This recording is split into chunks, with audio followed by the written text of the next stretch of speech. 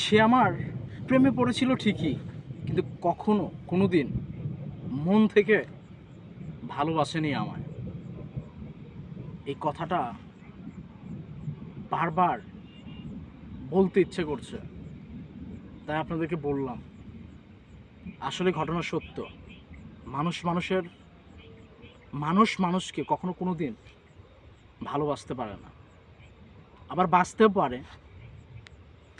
এটা সবার দ্বারাই বা সবার ভাগ্যে থাকে না বা হয় না, ঠিক আছে? সো ভালোবেসেছিল, এটা সত্য, কিন্তু সরি, মানে আমার প্রেমে পড়েছিল, এটা সত্য, কিন্তু ভালোবাসেনি। পুরোটা ছিল অভিনয়।